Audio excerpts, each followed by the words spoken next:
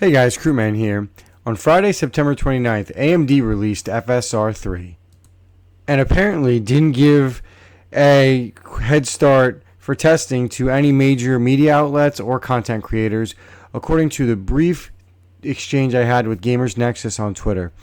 No time for insiders and content creators to test it, which made me wonder, why didn't AMD give out early access? Was there a reason?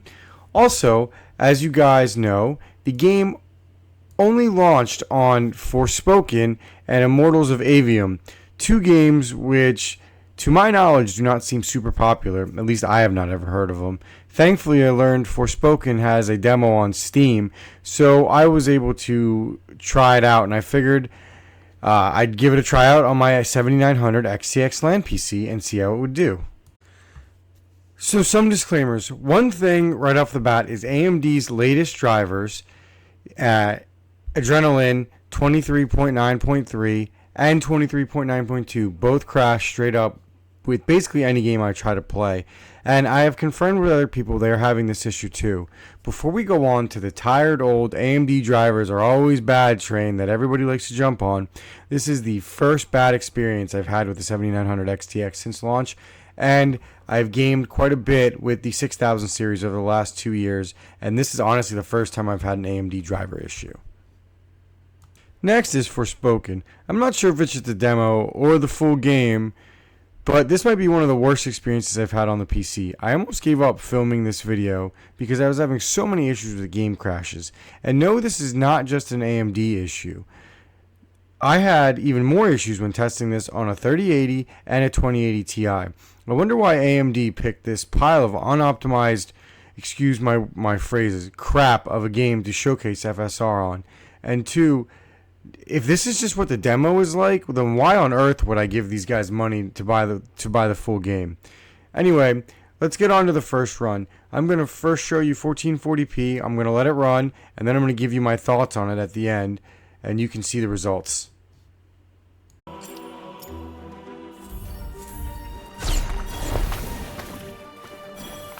The architectural vibe around here is pretty severe. Well, most of Asia's governmental ministries were based here. Yeah, not my scene at all. Let's not stick around.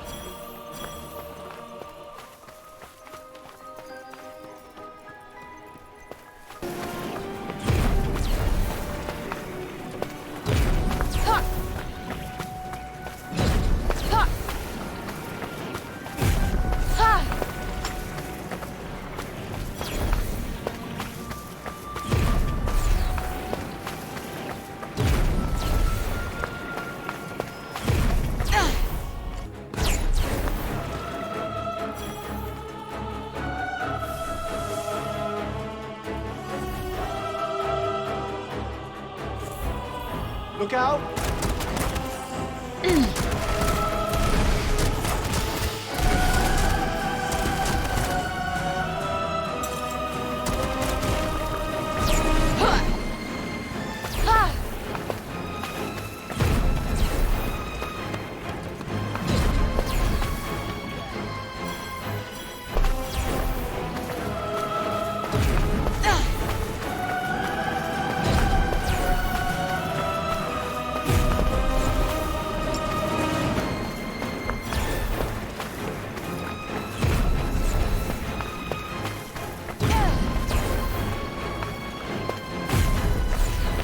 So before I give you my opinion, here's a quick shot of my LAN PC so you can get an idea of the rig I'm testing it on. It's a 7900 XTX paired with a 5600 X3D with resizable bar on.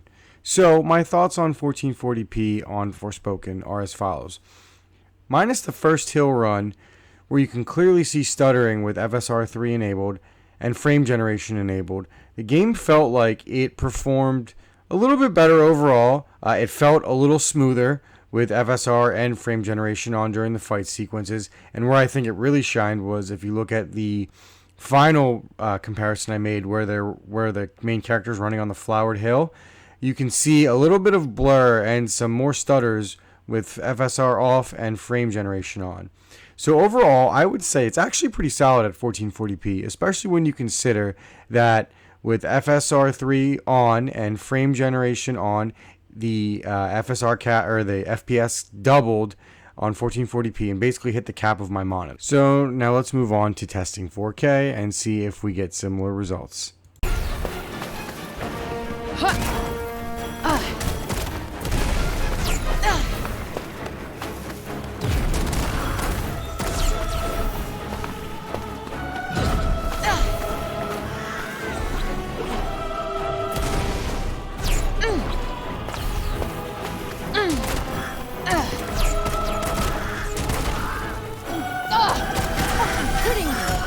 Learn to take your time.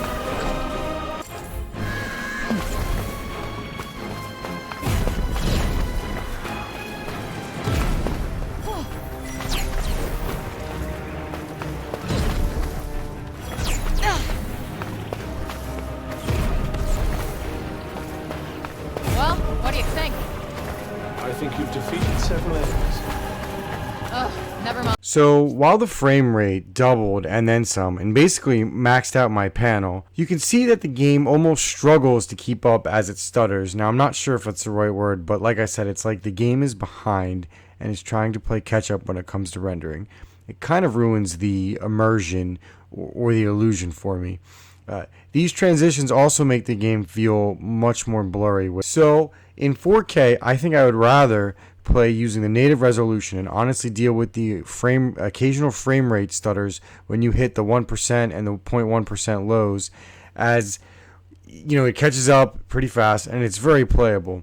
Now, this could either be the poor optimization of the game, like I said, you know, for my brief testing of the demo, this is a pile of hot garbage, which is sad because the game seems kind of cool. Or maybe it's just that FSR3 is unfinished. I mean, you know, like I said, it's only rolled out on 2 games, so I don't really know what to make of it as far as 4K goes. So let's just get on to my conclusion of FSR on the 7900 XTX. So in conclusion, FSR3 and frame generation feel unfinished, I think is the right word. While I saw an impressive performance for the most part in 1440p, and overall it felt like a smoother experience, which is really exciting because this is the first time I have personally been excited for an upscaling technology. I actually felt the reverse with 4K. The experience was super choppy, and unlike DLSS, where I had to like hunt for the problems, they were right in front of my face, and the blurriness and choppiness ruined the immersion and reminded me of watching a movie where the mouths of the actors do not match up with the voices. You know, like an English language translation of a foreign film. Now, as I have said before, I am not an expert, so maybe I could have tweaked the settings, but I wanted to run everything maxed out to really get an idea of what FSR was capable of.